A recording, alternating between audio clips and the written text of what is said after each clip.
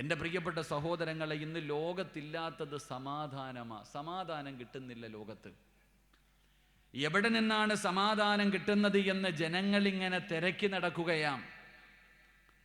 ഉദാഹരണം പറഞ്ഞാൽ, ഈ അഞ്ചങ്ങാടിയുടെ പരിസരത്ത് ലക്ഷങ്ങൾ ചെലവഴിച്ച് നീ ഒരു വീട് പണിതിട്ടുണ്ട്. ലക്ഷങ്ങൾ ചെലവഴിച്ച് നിന്റെ രക്തം വിയർപ്പാക്കി അധ്വാനിച്ച പണം കൊണ്ടൊരു വീട് പണിതു. ഏറ്റവും നല്ല ഗ്രാനൈറ്റും അതുപോലെ തന്നെ ഏറ്റവും നല്ല നിനക്ക് ക്വാളിറ്റിയുള്ള നിനക്കിഷ്ടപ്പെട്ട സാധനങ്ങൾ വാങ്ങിക്കൊണ്ടുവന്ന് നീ വീട് വെച്ചു. അൽഹംദുലില്ലാ, പെയിൻ്റ് അടിച്ചു, കളർ ലൈറ്റുകൾ ഇട്ടു, നല്ല മനോഹരമായ തേക്കിലും ഈട്ടിയിലും, ചന്ദനം വാങ്ങാൻ പറ്റാത്തത് കൊണ്ടായിരിക്കും, ഏറ്റവും കൂടുതൽ വില കൂടിയ ഫർണിച്ചറുകൾ വാങ്ങിവെച്ചു, മനോഹരമായ ബെഡ്റൂമുകൾ, AC റൂമുകൾ. അൽഹംദുലില്ലാ, അള്ളാഹു നിങ്ങൾക്ക് തന്നതിൽ നിന്ന് നിങ്ങളെല്ലാവരും മനോഹരമായൊരു വീടുണ്ടാക്കി. പക്ഷേ ആ വീടിൻ്റെ അകത്ത് സമാധാനമില്ല. ആ വീടിൻ്റെ അകത്ത് സമാധാനമില്ല.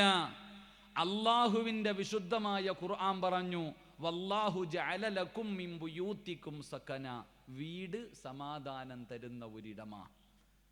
അള്ളാഹുവിൻ്റെ ഖുർആൻ പറയുന്നു, വീട് സമാധാനം തരുന്ന ഒരിടമാ. നീ ലക്ഷങ്ങൾ ചെലവഴിച്ച് വീട് വെച്ചിട്ടും ആ വീടിൻ്റെ അകത്ത് നിനക്ക് സമാധാനം കിട്ടുന്നില്ല. 2, ഖുർആൻ പറഞ്ഞു, പെണ്ണ് കെട്ടിയ, കല്യാണം കഴിച്ച സമാധാനം കിട്ടും. അള്ളാഹുവിൻ്റെ ഖുർആൻ പറയുന്നു, വിവാഹം കഴിച്ച സമാധാനം കിട്ടും. ഒരു സുന്ദരിയായ പെണ്ണിനെ അൽഹംദുലില്ലാ നിങ്ങൾ മഹർ കൊടുത്ത് വിവാഹം കഴിച്ച് വീട്ടിൽ കൊണ്ടുവന്ന് നിർത്തിയിട്ടുണ്ട്.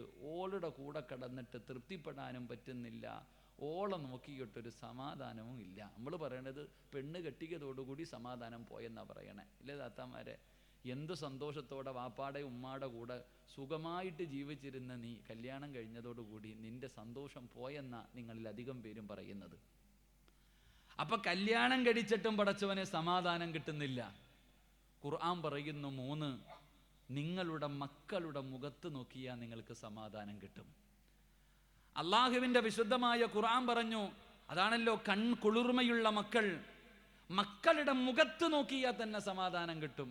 ഏത് വാപ്പയ്ക്കാ കിട്ടണേ ഒന്ന് പറഞ്ഞേ? സ്വന്തം ഇപ്പോഴത്തെ മക്കളുടെ മുഖത്ത് നോക്കിയാൽ കലിയ വരണേ. പടച്ചവനെ പറവയെ പോലെ, കുരുവിക്കൂട് പോലെ മുടിയും കീറിയ പാൻറ്റും പടച്ചവനെ പറയാതിരിക്കുന്നതാ നല്ലത്. അള്ളാഹു കാത്തുരക്ഷിക്കുമാറാകട്ടെ. മക്കളുടെ മുഖത്ത് നോക്കിയാൽ സന്തോഷമില്ല. മക്കളുടെ മുഖത്ത് നോക്കിയാൽ സന്തോഷമില്ല. പടച്ചവനെ ഭാര്യയും ഭർത്താവും തമ്മിൽ കീരിയും പാമ്പും പോലെ കണ്ട യുദ്ധം തുടങ്ങി. രണ്ടും കൂടെ രണ്ടുപേരും വല്ലാതെ അതുപോലെ തന്നെ ഒരു ഉമ്മയുടെ വയറ്റിൽ കിടന്ന മക്കൾ പരസ്പരം തമ്മിലടിക്കുകയാ. സമാധാനമില്ലടോ. ആവശ്യത്തിന് പൈസയുണ്ട്. പടച്ചവനെ ഇപ്പൊ എല്ലാവരും മന്തിയൊക്കെ കഴിക്കുന്ന, മട്ടൻ മന്തിയോ അല്ലെങ്കിൽ അൽഫഹമോ ഷവായിയോ തന്തൂരിയോ ഇനി എന്തെങ്കിലും ആകട്ടെ, ഏത് ഭക്ഷണം കഴിച്ചിട്ടും വയറ് നിറയണില്ല. എത്ര പണം കിട്ടിയിട്ടും ആർത്തി തീരുന്നില്ല. എൻ്റെ പ്രിയപ്പെട്ടവരെ, ഞാൻ പറഞ്ഞു വന്നത് സമാധാനമില്ല, ഒരു സന്തോഷമുള്ള ജീവിതം കിട്ടുന്നില്ല. എൻ്റെ പ്രിയമുള്ള സഹോദരങ്ങളെ, എല്ലാവരും ആഗ്രഹിക്കുകയാണ്, പടച്ചവനെ എവിടെ നിന്നാണ് സമാധാനം കിട്ടുന്നത്? എവിടെ നിന്നാണ് സന്തോഷമുള്ള ഒരു ജീവിതം കിട്ടുന്നത്? അത് എങ്ങനെയാണ് നേടിയെടുക്കാൻ കഴിയുന്നത്?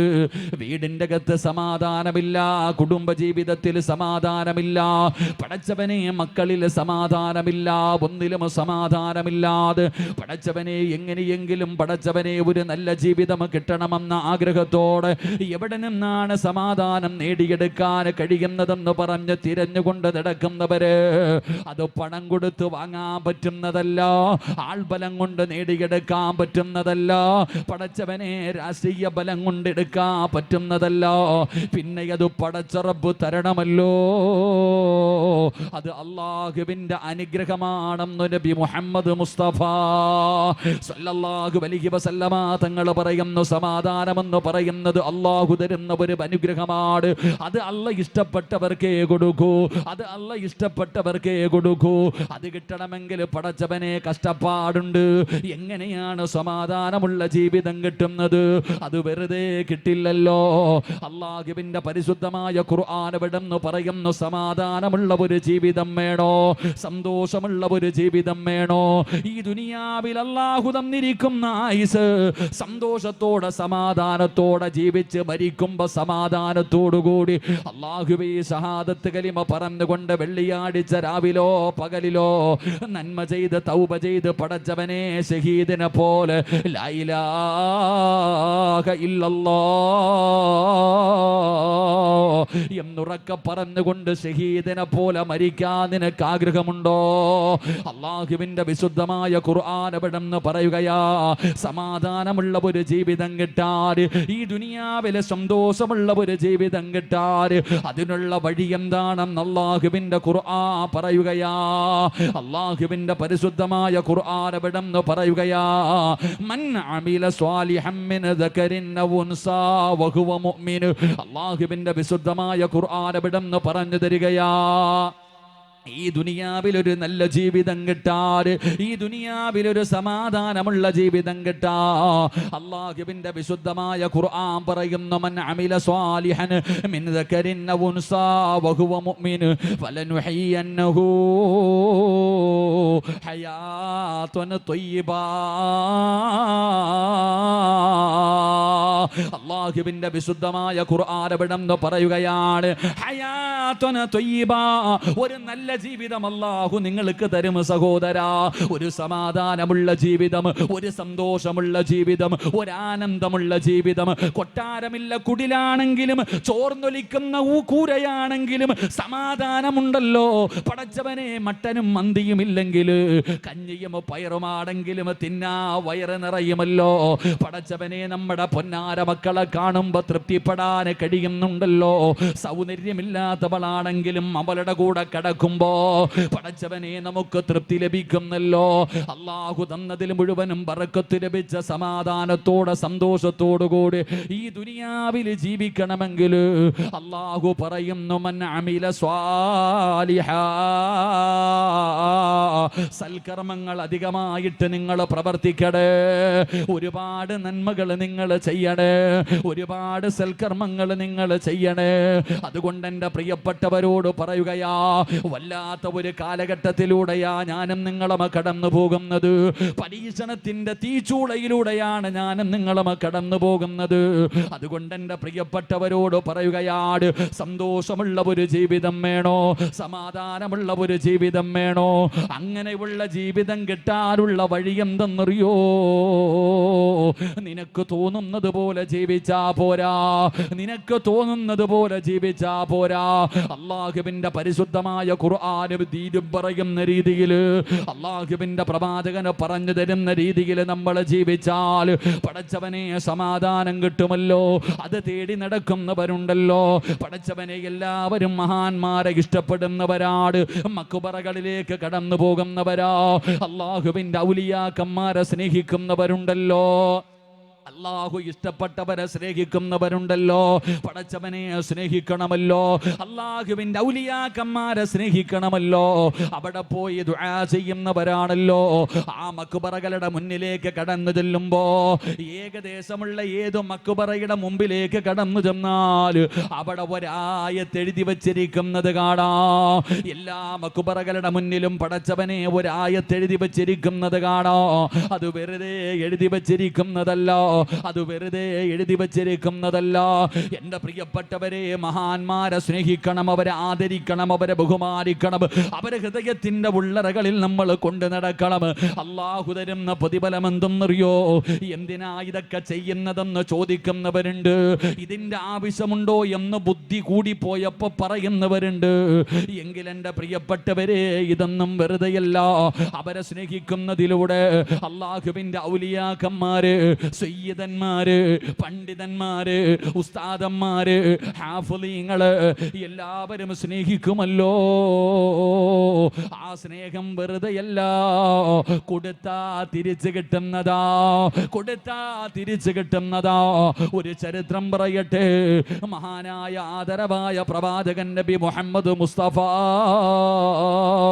സ്വല്ലല്ലാഹു അലൈഹി വസല്ലമ തങ്ങള് അല്ലാഹുവിന്റെ പ്രവാചകനെ വല്ലാതെ ഇഷ്ടപ്പെട്ടിരുന്ന ചെറുപ്പക്കാരനാണ് തൽഹത്ത് ബിൻ ഉബൈദല്ലാഹ്, തൽഹത്ത് ബിൻ ബറാ റളിയല്ലാഹു തആല അൻഹു. അല്ലാഹുവിന്റെ പ്രവാചകനെ വല്ലാത്ത ഇഷ്ടമായിരുന്നു, പ്രവാചകനും തിരിച്ചു വല്ലാത്ത ഇഷ്ടമായിരുന്നു.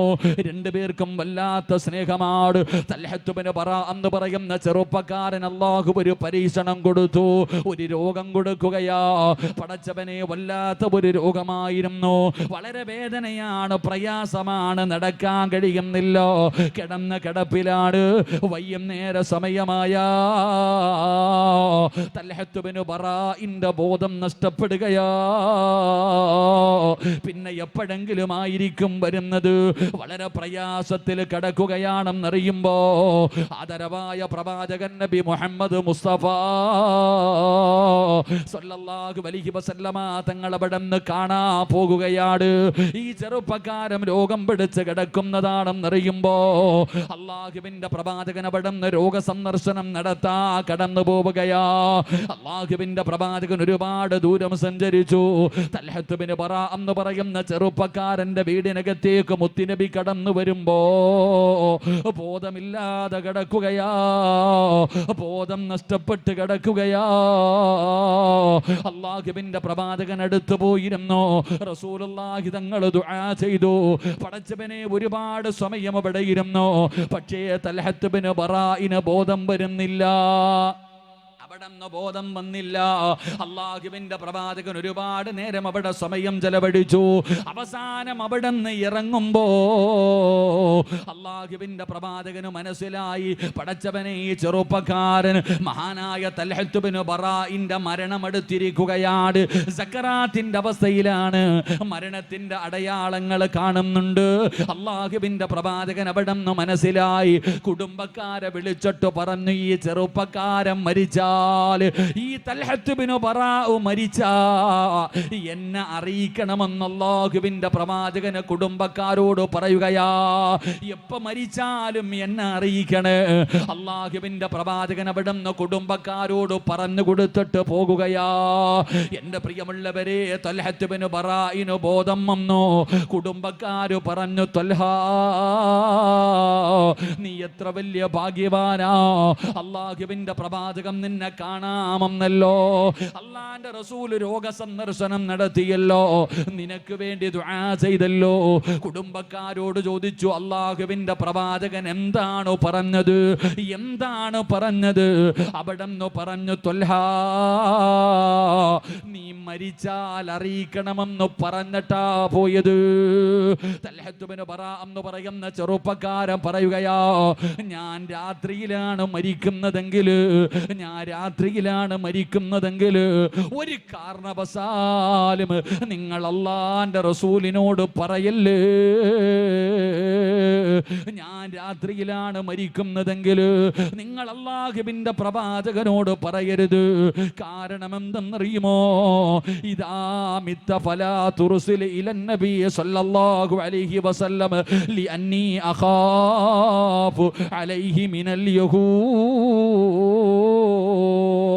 ഞാൻ രാത്രിയിലാണ് മരിക്കുന്നതെങ്കിൽ അല്ലാഹുവിന്റെ പ്രവാചകൻ അറിഞ്ഞാൽ അങ്ങ് മക്കത്ത് നിന്ന് മദീനത്ത് നിന്ന് എൻ്റെ വീട്ടിലേക്ക് അല്ലാഹുവിൻ്റെ പ്രവാചകന് കടന്നു വരുമല്ലോ, ഒരുപാട് ദൂരം സഞ്ചരിക്കണമല്ലോ. അല്ലാഹുവിൻ്റെ പ്രവാചകൻ ആരെങ്കിലും ഉപദ്രവിക്കുമോ എന്ന് എനിക്ക് വല്ലാത്ത പേടിയാ. അല്ലാഹുവിൻ്റെ റസൂലിനെ ആരെങ്കിലും ഉപദ്രവിക്കുമെന്ന് ഞാൻ ഭയപ്പെടുന്നു. അതുകൊണ്ട് റസൂലുള്ളയോട് പറയല്ലേ. തൽഹത്ത് ബിൻ ബറാ രാത്രിയിലാണ് മരണപ്പെടുന്നത്. അല്ലാഹുവിൻ്റെ പ്രവാചകനോട് പറഞ്ഞു. പടച്ചവനെ അവസാനം അല്ലാഹുവിന്റെ റസൂൽ കുടുംബക്കാരെ കണ്ടപ്പോ അവിടുന്ന് ചോദിച്ചു, തൽഹത്ത് ബിൻ ബറാഇന് എങ്ങനെയുണ്ട് നബിയേ? യാ റസൂലല്ലാഹ്, അല്ലാഹുവിന്റെ പ്രവാചകരെ, തൽഹത്ത് ബിൻ ബറാഉ മരണപ്പെട്ടു നബിയേ. റസൂലുള്ളാഹി ചോദിച്ചു, നിങ്ങളോട് ഞാൻ പറഞ്ഞതാണല്ലോ, എന്നോട് പറയണമെന്ന് പറഞ്ഞതാണല്ലോ, എന്തുകൊണ്ടാണ് നിങ്ങൾ പറയാതിരുന്നത്? യാ റസൂലല്ലാഹ്, മരിക്കുന്നതിന് മുമ്പ് ഞങ്ങളോട് വസിയ്യത്ത് ചെയ്തിരുന്നു നബിയേ. രാത്രിയിലാണ് മരിക്കുന്നതെങ്കിൽ അങ്ങയെ ബുദ്ധിമുട്ടിക്കരുത്, അങ്ങയോട് പറയരുതെന്ന് വസിയ്യത്ത് ചെയ്തിട്ടാ മരിച്ചത്. റസൂലുള്ളാഹി തങ്ങൾക്ക് വല്ലാത്ത വിഷമമായി. എവിടെയാണ് ഖബറ്, എവിടെയാണ് ഖബറ്? അല്ലാഹുവിന്റെ പ്രവാചകൻ അവിടുന്ന് ഖബറിലേക്ക് കടന്നു പോവുകയാ. സ്വഹാബത്ത് കാണിച്ചു കൊടുത്തു, കുടുംബക്കാരെ കാണിച്ചു കൊടുത്തു. അല്ലാഹുവിന്റെ പ്രവാചകൻ ആ ചെറുപ്പക്കാരന്റെ ഖബറിന്റെ ചാരത്തേക്ക് കടന്നു പോവുകയാ. അല്ലാഹുവിന്റെ റസൂല് ഖബറിന്റെ ചാരത്ത് ചെന്ന് നിസ്കരിച്ചു. ആ ഖബറിന്റെ ചാരത്തിരുന്ന് ദുആ ചെയ്യുകയാണ്. ആ ദുആ കേട്ടപ്പോ ചുറ്റുഭാഗത്ത് കൂടി നിന്നവരുടെ കണ്ണ് നിറയുകയാ. എല്ലാവരും അത്ഭുതപ്പെടുകയാണ്, എല്ലാവരും അത്ഭുതപ്പെടുകയാണ്. അല്ലാഹുവിന്റെ പ്രവാചകൻ അവിടുന്ന് ദുആ ചെയ്യുകയാ. അല്ലാഹുവിന്റെ റസൂല് ദുആ ചെയ്യുന്നത് കേട്ടപ്പോ പടച്ചവരെ, സ്വഹാബികൾ അവിടുന്ന് കോരിത്തരിച്ചു പോവുകയാണ്. എന്തൊരു ദുആയാ പടച്ചവര്! എന്താണ് ദുആ ചെയ്തതെന്നറിയുമോ? അല്ലാഹുമ്മൽ ഖതൽഹത്ത് ബിൻ ബറാഅ വഅൻത യൽഹഖു ഇലൈഹി വയൽഹഖു ഇലൈക. ലോകത്തൊരാൾക്ക് വേണ്ടിയും അല്ലാഹുവിന്റെ പ്രവാചകൻ ഇങ്ങനെ ദുആ ചെയ്തിട്ടില്ല. ഒരൊറ്റാൾക്ക് വേണ്ടിയും റസൂലുള്ളാഹി തങ്ങൾ ഇങ്ങനെ ദുആ ചെയ്തിട്ടില്ല. അത്രയും മനോഹരമായ ദുആ, അങ്ങനെ കൊതിപ്പിക്കുന്ന ദുആ. എന്താണ് ദുആ ചെയ്തതെന്നറിയുമോ? അല്ലാഹുമ്മ തൽഖത്ത് അല്ലാഹുമ്മ തൽഖത്ത് അല്ലാഹുമ്മ അല്ലാഹുമ്മ അല്ലാഹുമ്മ തൽഹത്ത് ബിൻ ബറാഅ വഅൻത യൽഹഖു ഇലൈഹി വയൽഹഖു ഇലൈക. നാളെ ഖബറിനകത്ത് നിന്ന് തൽഹത്ത് ബിൻ ബറാഅ എന്ന് പറയുന്ന ചെറുപ്പക്കാർ ഖബറിനകത്ത് നിന്ന് എഴുന്നേറ്റ് വരുമ്പോ, നിന്റെ മുന്നിലേക്ക് കടന്നു വരുമ്പോ, ആ ചെറുപ്പക്കാരന്റെ മുഖത്ത് ചിരി കൊടുക്കണേ അല്ലാ. ചിരിച്ചുകൊണ്ട് വേണം അല്ലാഹുവേ തൽഹത്ത് ബിൻ ബറാഅ ഖബറിനകത്ത് നിന്ന് എഴുന്നേറ്റ് വരാൻ. പുഞ്ചിരിക്കുന്ന മുഖത്തോടെ വേണം ഖബറിനകത്ത് നിന്ന് എഴുന്നേറ്റ് വരാൻ. അതുമാത്രം പോരാ അല്ലാ, നീയും ചിരിക്കണേ അല്ലാ. പടച്ചവരെ, നിങ്ങൾ പരസ്പരം കണ്ടുമുട്ടുമ്പോ രണ്ടുപേരുടെയും മുഖത്ത് ചിരിയായിരിക്കണം തമ്പുരാര്. കാരണം ഇവൻ എന്നെ സ്നേഹിച്ചവനാണ്, അല്ലാഹുവിന്റെ പ്രവാചകനെ വല്ലാതെ സ്നേഹിച്ചവരാണ്. എന്റെ പ്രിയപ്പെട്ടവരെ, ആ പ്രവാചകന്റെ അഹ്ലു ബൈത്തുണ്ടല്ലോ, അവിടുത്തെ കുടുംബമുണ്ടല്ലോ, അല്ലാഹു ആദരിച്ചവരുണ്ടല്ലോ, അവരെ സ്നേഹിക്കുന്നതിലൂടെ പടച്ച റബ്ബ് നമുക്ക് തരുന്ന പ്രതിഫലമാ. നാം അവരെ സ്നേഹിക്കുമ്പോ ആ സ്നേഹം നമുക്കും തിരിച്ചു കിട്ടുകയാണ്. അവര് നമ്മളോട് ആ സ്നേഹം തിരിച്ചു കാണിക്കുമല്ലോ. അതുകൊണ്ട് എൻ്റെ പ്രിയപ്പെട്ടവരോട് പറയുകയാണ്, ആ മക്കാമകളുടെ മുന്നിൽ എഴുതി വച്ചിരിക്കുന്ന ആയത്തേതെന്നറിയോ? അല്ലാഹു ഈ ദുനിയാവില് നല്ല ജീവിതം കൊടുത്തവരാ. അല്ലാഹു ഈ ദുനിയാവില് നല്ല ഒരു ജീവിതം കൊടുത്തവരാണ് അല്ലാഹുവിന്റെ ഔലിയാക്കന്മാര്.